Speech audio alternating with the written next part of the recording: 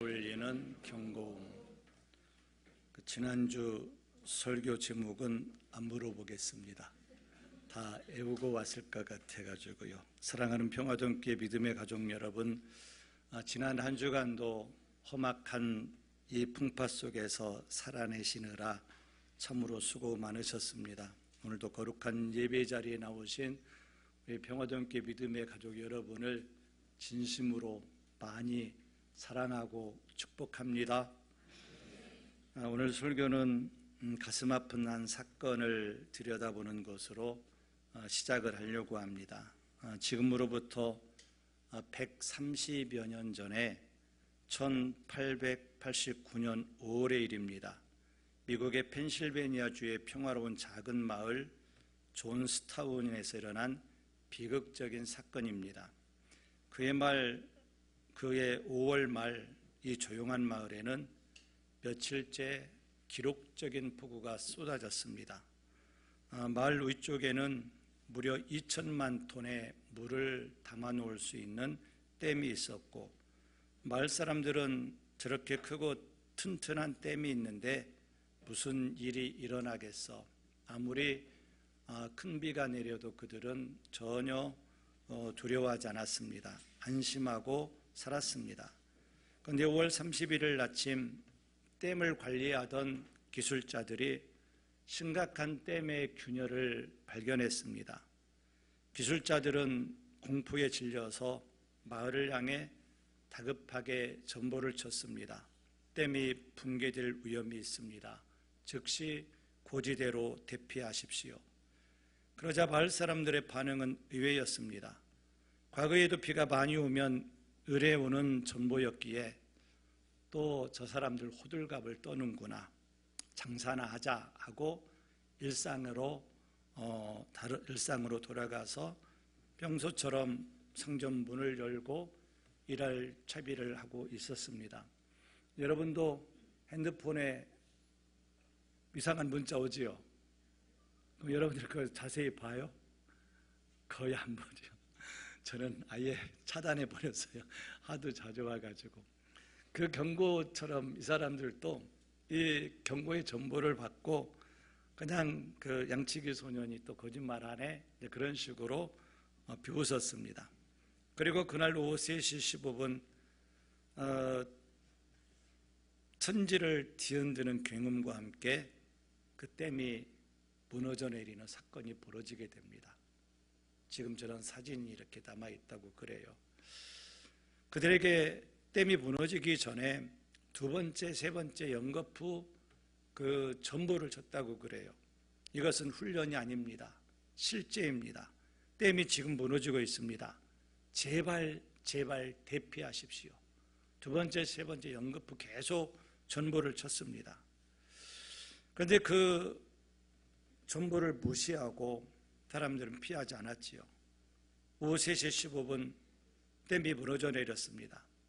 건물 6층 높이의 거대한 물기둥이 시속 60km로 마을을 덮쳤고, 불과 10분 만에 그 마을 주민 2,209명의 소중한 생명이 흙탕물 속으로 흔적도 없이 사라져버렸습니다. 여러분, 이 사건의 뼈아픈 비극이 무엇인지 아십니까?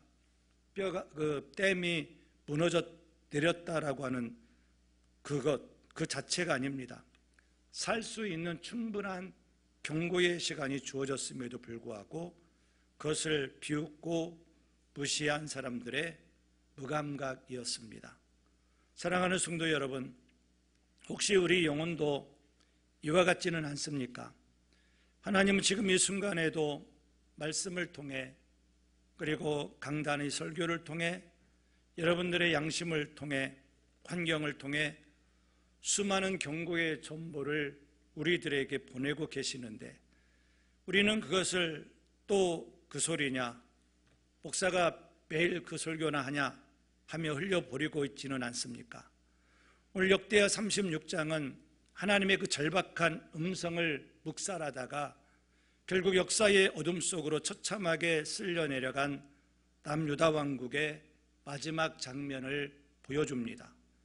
이 뼈아픈 역사의 거울 앞에 우리 자신을 비추어 보면서 오늘 우리를 향한 하나님 아버지의 피 끓는 사랑과 엄중한 경고를 함께 저와 여러분이 듣기를 원합니다. 15절 말씀을 보십시오. 그 조상들의 하나님 여호와께서 그의 백성과 그 거하시는 곳을 아끼사 부지런히 그의 사신들을 그 백성에게 보내어 이루셨으나, 이 짧은 한 구절에 멸망 직전의 백성들을 바라보시는 하나님의 가슴 먹먹한 사랑이 그대로 담겨져 있습니다. 여기 보면 여호와께서 그의 백성과 그 거하시는 곳을 아끼사라고 나와 있지요. 이스라엘 백성들을 아꼈다는 겁니다. 이스라엘 백성들이 거하는 예루살렘 성을 아꼈고요, 예루살렘 하나님께 예배드리는 성전을 하나님이 아꼈대요. 너무 아꼈는데 그들이 죄로 인하여서 이제 점점 하나님의 심판이 가까워지니까 하나님께서 그들에게 이제 경고를 보내시는 거지요. 우리는 구약의 하나님을 오해합니다. 손에 벼락을 들고 있다가 죄를 지으면 벼락을 던지는 그런 심재판관처럼 오해를 합니다. 그럼 오늘 본문은 그 편견을 깨뜨립니다. 하나님의 본심은 이스라엘의 심판이 아닙니다. 심판이 아니라 그들을 구원에 있습니다. 여기서 그의 백성과 그 거하시는 곳을 아끼사라는 단어에 주목해 보십시오. 이 아낀다라고 하는 단어는 히브리어로 하말입니다. 이 단어는 단순히 길에 가다가 꽃이 시들어져 있어요. 안영애 권사님은 꽃을 좋아하니까 시들은 꽃을 보면서 아이고 불쌍해서 어쩌나 하면서 불쌍한 마음이 들 수도 있겠지요. 그런데 여기서 하말이라고 하는 것은 그렇게 죽어가는 시들어가는 꽃을 보면서 불쌍히 여기는 그런 가벼운 연민이 아닙니다. 창자가 뒤틀리도록 아끼는 사랑을 의미합니다. 자식이 덩떠러지를 향해 걸어가는 것을 보면서 내장이 끊어지는 듯한 고통을 느끼는 부모의 애끓는 그 궁율, 그것이 아낀다, 하말이라는 단어의 뜻입니다. 종교개혁자 칼빈은 이렇게 주석했습니다. 하나님은 마치 멸망 직전에 선 자녀를 끌어안고 통곡하시는 아버지처럼 자기 백성을 바라보셨다. 성도 여러분, 오늘 이 말씀을 듣고 계시는 여러분 한 분 한 분을 향한 하나님의 시선이 바로 이러하십니다. 하나님은 여러분을 심판하시려고 벼르고 계신 분이 아닙니다. 어떻게든지 살려내시려고, 어떻게든지 이 영혼이 잘되게 하시려고, 이 영혼을 복되게 하시려고 창자가 끊어지는 아픔으로 애를 태우고 계신 아버지이십니다. 그 아버지의 애끓는 심정으로 우리를 바라보고 계십니다. 그런데 부지런히 그의 사신들을 보내어라는 말씀은 더욱 놀랍습니다. 우리 성경에는 부지런히라고 이렇게 번역이 되어 있지만 원문의 뜻은 훨씬 더 생생합니다. 아침에 일찍 일어나서 또다시 일어나서 보내다, 또 보내고 또 보내다. 아침에 일찍 하나님의 종을 보내고 또 보내고 또 보내다. 계속적인 반복을 뜻합니다. 여러분 한번 상상해 보십시오. 천지 만물을 창조하시고 졸지도 주무시지도 아니하시는 영광의 하나님께서 마치 밤새 한숨도 자지 못한 부모처럼 동이트기가 무섭게 새벽에 일찍이 일어나서 다급하게 하나님의 종을 이스라엘 백성들에게 왕에게 보내는 거지요. 이사야야 가서 외쳐라. 이 유다의 멸망에 유다의 하나님께서 보냈던 선지자들 중에 대표적인 선지자가 누가 있느냐면 이사야, 미가야, 스바냐, 하박국, 예레미야, 에스겔 이들입니다. 이사야야 어서 가서 전하여라. 미가야야 또 가서 외쳐라. 스바냐야 하박국아, 예레미야야 또 가라. 에스겔아 또 가서 외쳐라. 이스라엘이 거절하기를 수없이 반복했습니다. 그렇지만 하나님은 10번째, 20번째 무려 수백 년이 넘는 세월 동안 새벽의 기상을 멈추지 아니하시고 새벽에 선지자들을 또 보내고 또 보내셨습니다. 선지자 한 사람 한 사람이 새벽을 깨우시는 하나님의 손에 들린 사랑의 경고 전보였던 거지요. 그럼 이 사랑의 경고 전보는 과거 이스라엘 백성들에게만 주어지는 것일까요? 히브리서 1장 1절 2절 말씀을 보시면 옛적의 선지자들을 통하여 여러 부분과 여러 모양으로 우리 조상들에게 말씀하신 하나님이 옛적의 이사야를 통하여 스바냐를 통하여 하박국을 통하여 예레미야를 통하여 그리고 에스겔을 통하여 하나님께서 많이 말씀하셨던 그 하나님이 이 모든 날 마지막 날에는 우리가 사는 이 시대를 마지막 때라고 하지요. 이 마지막 날에는 한 아들을 통하여 우리에게 말씀하셨으니 이 시대에는 누구를 통하여 말씀하신다고요? 아들을 통하여. 근데 아들이 부활하셔서 하늘나라에 가셨잖아요. 그럼 아들이 뭘까요? 요한복음 1장 1절에 태초에 말씀이 계시니라. 말씀은 예수님을 나타내요. 예수님의 말씀, 하나님의 말씀을 통해서 우리들에게 지금도 경고하신다는 거지요. 그렇습니다. 옛적에 부지런히 사실을 보내신 그 아버지께서 오늘날도 우리에게 다급한 전보를 지고 계십니다. 여러분, 주일마다 듣는 설교를 가볍게 여기지 마십시오. 성경을 읽다가 마음이 찔리는 그 한 구절을 허투루 그냥 보내지 마십시오. 기도 중에 마음에 울리는 그 음성을 여러분들 흘려듣지 마십시오. 하나님의 첫 번째 경고입니다. 말씀으로 우리들에게 경고를 하시는 거지요. 그렇다면 이처럼 절박한 하나님의 말씀 앞에 이스라엘 백성은 어떻게 반응을 했을까요? 새벽에 또 보내고 또 보내고 또 보냈는데 어떻게 그들이 반응했을까요? 16절 상반절을 보시기 바랍니다. 그의 백성이 하나님의 사신들을 비웃고 그의 말씀을 멸시하며 그의 선지자들을 욕하여 그들이 죽어가는 것을 참아 볼 수가 없어서 그들을 살리기 위해서 하나님 아침에 일찍 일어나 이사야를 보내고 예레미야를 보내고 제가 소리를 높이는 것은 졸고 있는 자가 있기 때문입니다. 또 보내고 그러면서 그들에게 계속해서 일어나라고 경고를 듣고 죄악의 길에서 돌이키라고 계속해서 말씀을 사신들을 보냈습니다. 그런데 가슴이 무너지는 장면이 연출되지요. 영적 타락에는 분명한 단계가 있습니다. 단번에 하나님을 등지는 사람은 거의 없습니다. 천천히 그러나 분명한 순서를 따라 무너집니다. 16절에 보면 그의 백성이 하나님의 사신들을 어떻게 했다겠어요? 비웃었다겠습니다. 저 소리 또 하네?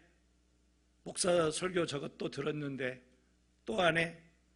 말씀이 가슴에 박히지 않고 그저 익숙한 배경음악처럼 예배의 한 순서처럼 그대로 흘려보냅니다.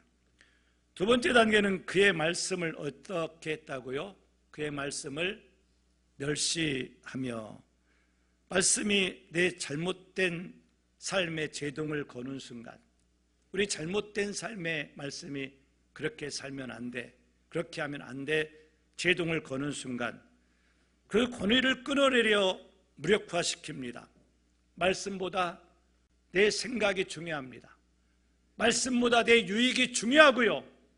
말씀보다 내 자존심이 더 중요하다고 여기기 때문에 하나님의 말씀이 그렇게 살지 마, 그렇게 가면 망해 라고 경고해도 그 말씀을 무시하게 됩니다. 멸시를 하게 됩니다. 요야김이라고 하는 왕이 있었어요. 요야김. 저하고 같은 김씨는 아닙니다. 요야김인데 그 사람이 많이 타락을 했어요. 그래서 예레미야가 하나님의 말씀을 전하면 그 말씀을 두루마리에 적었어요. 두루마리에 적은 그 성경 그 말씀을 가지고 요야김 왕에게 찾아갑니다. 찾아가서 그 왕궁에서 하나님이 이렇게 경고를 하십니다 라고 두루마리 성경을 한 장을 딱 읽습니다.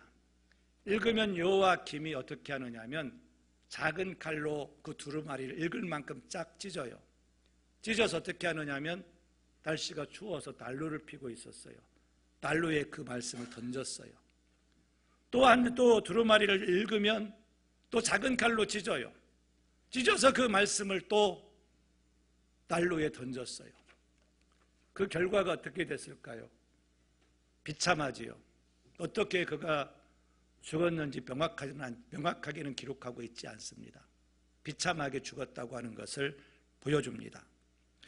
세 번째 단계는 어떻게 하느냐면 뭐라고 나와 있지요? 그의 선지자들을 욕하였다. 마침내 말씀을 전하는 사람을 향해 적개심을 드러냅니다. 예레미야는 하나님의 말씀을 전하다가 백성들에게 많이 조롱을 받았습니다. 비웃음을 당했습니다. 말씀을 전하다가 예레미야는 많이 맞았습니다. 착고에 채이기도 했습니다. 회개를 촉구하는 설교를 하다가 제사장들에게 선지자들이 그를 죽이라고 명령을 내립니다. 말씀을 전하다가 매국노로 몰려 감옥에 갇히기도 합니다. 심지어는 이 예레미야를 깊은 구덩이에 빠쳐버려요. 먹을 것도 주지 않고 마실 물도 주지 않고 그 구덩이에 빠져서 서서히 굶어서 탈진해서 죽으라고 그렇게 박해를 당하기도 했습니다. 영적 타락은 한순간에 일어나지 않습니다. C.S. 루이스 나니아 연대기를 쓴 기독교 소설가이기도 하고 그런 사람인데 C.S. 루이스가 이렇게 경고를 했습니다. 사탄이 사람을 멸망시키는 가장 효과적인 방법은 그를 큰 죄에 빠뜨리는 것이 아니다. 가장 효과적인 방법은 그를 점점 더 어떻게 만드는 것이다? 무감각하게 만드는 것이다. 죄를 지어도 아무렇지도 않아요. 주일날 놀러가도 아무렇지도 않아요. 하나님 말씀에 불순종해도 아무렇지도 않아요. 무감각하게 만드는 것이다. 가장 안전한 지옥행 길은 가파른 길이 아니라 완만한 경사로이다. 그런 하나님의 말씀을 흘려보내는 자를 하나님 곧장 포기하지 않으십니다. 이번에는 더 깊은 곳 어디를 두드리시느냐면 양심을 두드립니다. 말씀을 들을 때 마음이 찔리고 불편해지는 느낌, 죄를 짓고 난 후 밤새 뒤척이는 그 불편함, 기도하려는데 무언가 박히는 것 같은 답답함, 이것이 바로 하나님께서 우리 영혼에 보내시는 두 번째 경고 전보입니다. 그대로 가다가는 망한다. 그대로 가다가는 큰일 난다. 우리 양심을 두드리는 두 번째 전보입니다. 사랑하는 성도 여러분, 영적 아비의 심정으로 여러분들에게 말씀을 드립니다. 그동안 제가 이 강단에서 얼마나 간절히 외쳐왔습니까? 우리는 영적 가족입니다. 우리는 적이 아니라 누구라고요? 동지라고 말씀드렸습니다. 그리고 우리는 같은 선원이라고 우리는 표현을 정하고 같이 외쳐왔습니다. 서로 격려하고 위로합시다. 세상에서는 무시당하고 지친 영혼들이랄지라도 교회에서는 존중받아야 됩니다. 교회에서는 그들이 위로를 받아야 됩니다. 여러분은 매주 아멘 하셨나요? 정말 아멘 하셨나요? 아멘 화답하셨습니다. 저도 들었고 이곳에서 아멘 했기 때문에 하나님께서도 들으셨을 겁니다. 그런데 우리의 실제 모습은 어떠합니까? 시기와 질투, 원망과 불평, 끝없는 탐심, 교만, 함부로 남을 판단하는 정죄의 마음, 그리고 무심코 던진 말 한마디로 연약한 지체의 가슴에 평생 지워지지 않는 상처를 남기는 우리의 입술의 죄들. 우리는 얼마나 자주 이 죄악들을 무감각하게 지어왔는지 모릅니다. 죄인 줄을 모르고 그냥 툭툭하니 던지는데 그 말을 듣는 사람은 마음이 아파요. 많이 아파요. 그럼에도 불구하고 소망이 있습니다. 하나님께서 지금 이 순간에도 경고음을 울리고 계신다는 사실 자체가 사랑의 증거이기 때문입니다. 경고는 사랑하는 자에게만 울립니다. 히브리서 12장 6절은 말씀합니다. 주께서 사랑하시는 자를 징계하시고, 사랑하는 자를 징계하시고. 여러분들의 아들이 잘못된 길로 가요. 그때는 어떻게 해서라도 그 자식을 바른 길로 가게 만들려고 하지요. 그런데 모르는 아들이 잘못된 길로 가요. 안타깝지만 불쌍하지만 여러분은 어떻게 해요? 어떻게 할 수가 없어요. 하나님도 내 자녀이기 때문에 안타까움을 가지고 가슴 찢어지는 마음을 가지고 그 길로 가면 안 된다고 사랑하는 자를 징계하신다는 겁니다. 오늘 이 말씀이 양심이 찔리고 마음이 불편하시다면 그것이 바로 하나님께서 여러분을 포기하지 않으셨다는 가장 확실한 증거입니다. 말씀도 양심도 다 무시한 이스라엘 백성들에게 하나님 어떻게 하셨을까요? 말씀으로 돌이키라고 하는데 안 돌이켰어요. 양심의 가책을 느끼게 했는데 그래도 안 돌이켰어요. 그럼 어떻게 하실까요? 세 번째 경고를 보내셨습니다. 16절 하반절과 17절 노란 글씨를 한번 읽어볼까요? 시작. 여호와의 진노를 그의 백성에게 미치게 하여 회복할 수 없게 하였으므로 하나님이 갈대아 왕의 손에 그들을 다 넘기심에. 바벨론 군대가 들이닥쳤습니다. 예루살렘 성전을 짓밟아버리고 예루살렘 성전을 불태워버렸어요. 그리고 예루살렘을 다 무너뜨려버렸습니다. 예루살렘 성전에 있는 모든 헌물들을 다 그들이 가져갔고 예루살렘 창고에 있는 모든 보물들을 다 그들이 바벨론으로 가져갔습니다. 살아남은 백성들을 포로로 끌려갔습니다. 가장 두려운 것은 하나님께서 말씀을 여러 번 보냈잖아요. 아침에 일어나서 또 보내고 또 보내고 그 말씀의 전보로 시작된 경고가 듣지 않으니까 결국에는 가장 거친 사건의 홍수로 그들에게 임했던 것이지요. 여러분, 우리 인생에도 때때로 이런 사건들이 찾아옵니다. 근데 이 말씀 들으면서 정말 여러분들 조심하시기 바랍니다. 아픈 사람, 어떤 문제 있는 사람, 고난당하는 사람, 무슨 죄를 지었을까 그렇게 생각하면 그 사람은 저주받을 사람입니다. 아셨지요? 그 사람은 저주받을 사람이니까 절대로 그렇게 판단하면 안 돼요. 근데 어쨌든 우리들에게 이런 사건이 닥쳐와요. 저도 목이 아파가지고 수술 받았잖아요. 목사가 무슨 죄를 지었기 때문에 수술 받았나? 그러면 안 돼요. 저는 제 혼자 그렇게 생각하는 하나님, 제가 너무 교만하진 않았나요? 제가 생각하는 건 괜찮아요. 그런데 여러분이 그렇게 지적하면 여러분들은 큰일 납니다. 제가 생각하는 건 괜찮아요.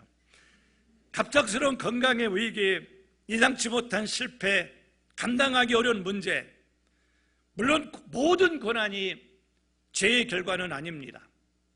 욥의 고난도 그렇고요. 따면서 맹인된 사람의 경우가 그러했습니다. 그러나 하나님은 때로 사건을 통해 우리를 돌이키게 하셔요. 말씀을 통해서 깨닫지 못하면, 신앙 양심을 흔들어 깨워서 깨닫지 못하면 사건을 통해서라도 깨닫게 하신다는 겁니다. 그래서 어떤 때는 우리 성도들에게 돌아오셔야 돼요. 제가 전화를 하고 싶은 사람이 있어요. 그런데 못해요. 왜냐하면 시험 들까 봐.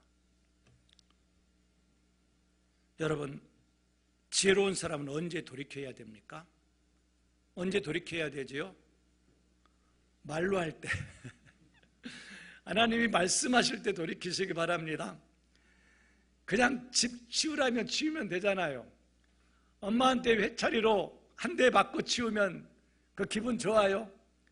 그런데 꼭 한 대 맞고 치우더라고요. 여러분, 말씀으로 하실 때 여러분들 우리 돌이킵시다.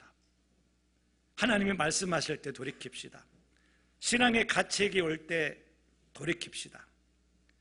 다윗이 나단 선지자의 책망을 듣자마자 나단 선지자가 바로 당신이 그 죄인입니다 할 때 다윗이 뭐라 하겠어요? 내가 여호와께 죄를 범하였노라. 즉각 고백했던 다윗처럼 사건을 통해 경고하시기 전에 우리는 돌이켜야 됩니다.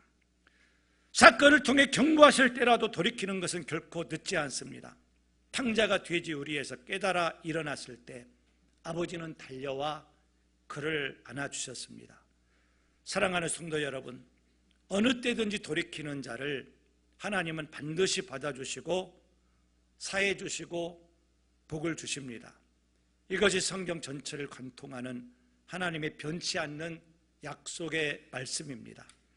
이제 말씀을 맺겠습니다. 다시 한번 존스타운으로 돌아가 봅니다. 화면을 보여주시기 바랍니다. 그 죽음의 홍수 속에서도 기적적으로 살아남은 사람들이 있었습니다. 그들은 전보를 받자마자 하던 일을 멈추고 즉시 고지대로 전력 질주하여 대피한 사람들입니다. 한 가족은 따뜻한 점심을 그대로 두고 뛰었고 한 상인은 평생 모은 재산을 뒤로한 채 가족들을 데리고 높은 곳으로 내달렸습니다. 그들은 소중한 것들을 포기해야만 했습니다. 그러나 가장 소중한 생명을 얻었습니다. 성도 여러분, 오늘 하나님께서 이 강단을 통해 여러분에게 애타게 전보를 치고 계십니다. 내 사랑하는 딸아, 내 사랑하는 아들아, 시기의 자리에서 일어나라. 원망의 입술을 닫아라. 탐심의 손을 펴라. 교만의 고개를 숙여라. 내 영혼의 댐이 무너지기 전에 내 품으로 달려와라. 십자가의 고지대로 대피하여라. 요엘서 2장 12절 13절에서 요엘 선지자가 선포합니다. 여호와의 말씀에 너희는 이제라도 금식하고 울며 애통하고 마음을 다하여 내게로 돌아오라. 이제라도 얼마나 은혜로운 말씀입니까? 지금 이 순간도 결코 늦지 않았습니다. 우리 영혼의 경고음이 들리고 있다면 우리는 여전히 하나님의 사랑을 받고 있는 자녀입니다. 경고음이 들린다는 것은 아직 기회가 살아있다는 뜻입니다. 진짜 무서운 것은 영혼이 무디어져서 경고음이 더 이상 들리지 않는다는 거예요. 죄를 지어도 전에는 가슴이 철렁했는데 아무렇지도 않아요. 말씀을 들어도 요즘은 제가 굉장히 부드러운 말씀을 많이 하니까 그런데 말씀을 들어도 또 그 얘기 하네. 별로 충격을 안 받아요. 영혼이 무뎌져서 경고음이 더 이상 들리지 않게 되면 이건 심각한 문제입니다. 사랑하는 성도 여러분, 여러분의 남은 때가 그리 길지 않습니다. 물론 저도 그래요. 제 정강이에 어디서 상처가 났는지 모르겠어요. 상처가 자주 나요. 어디에 탁 쳤는지. 전에는 며칠 지나면 없어졌거든요. 지금은 한 2주 가는 것 같고 3주 가는 것 같고 그 면역력이 떨어져서 그런지 아니면 죄송한데 자꾸 늙어가는 증거인지 뭐 그런 거겠지요. 우리 여러분, 우리 남은 때가 결코 길지 않습니다. 여기서 우리 성도들 뵈던 분 안 뵈면 너무 가슴 아파요. 교회에 이제 양로원, 요양원도 가시고 천국 가시고 가시는 그 길들이 참 멀지 않다. 너무 가슴 아플 때가 많이 있어요. 이 땅의 삶은 결코 영원하지 않잖아요.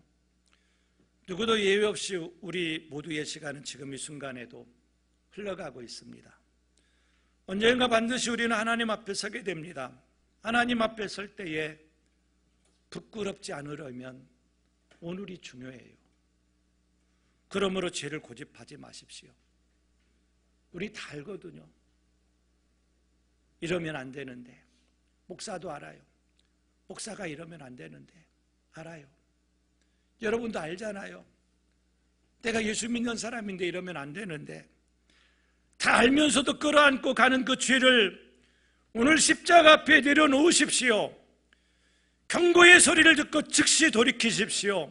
말씀 앞에서, 양심의 가책 앞에서, 삶의 사건 앞에서 변명하지 말고, 주님, 제가 죄인입니다. 제가 잘못했습니다. 무릎 꿇으시고 돌이키십시오. 그리고 남은 생애를 정말 하나님의 자녀답게 우리 살아갑시다. 예배당 안에서만이 아니라 가정에서도, 직장에서도, 사람들 앞에서도, 아, 저 사람은 진짜 목사야. 아, 저 사람은 진짜 장로야. 아, 저 사람은 진짜 권사야. 진짜 저 사람은 성도야. 인정을 받는 삶을 사십시오. 시기하던 마음 내려놓고, 원망하던 입술을 닫고, 교만의 고개를 숙이고, 서로를 찌르던 말 대신에 따뜻한 축복과 위로의 말을 흘려보내십시오. 여러분이 말씀을 두렵고 떨림으로 다시 존중할 때 우리 영혼 살아납니다. 여러분의 가정이 살아나고 우리 교회가 살아납니다. 하나님의 말씀을 두렵고 떨림으로 받을 때 우리 영혼 살아나고 우리 교회가 살아납니다. 하나님께서 이스라엘을 아꼈고 예루살렘을 아껴서 그들에게 말씀을 전했는데 그들이 말씀을 무시하니까 예루살렘이 무너졌고 포로로 잡혀갔고 쑥대밭이 됐습니다. 우리 교회가 사는 길은 말씀을 두려워하는 겁니다. 우리 영혼이 사는 것은 하나님의 말씀을 두려워하는 겁니다. 우리 영혼이 살고 여러분의 가정이 살고 우리 교회가 삽니다.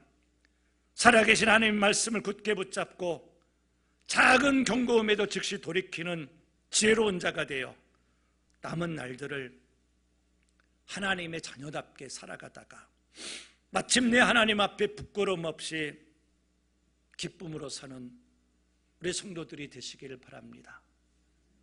예수님이 천국에서 누구시지요? 그러시면 어떡하시려고요? 하나님의 자녀답게 살아가는 저와 여러분들이 되시기를 주님의 이름으로 축원합니다. 기도하겠습니다. 자비로우신 하나님,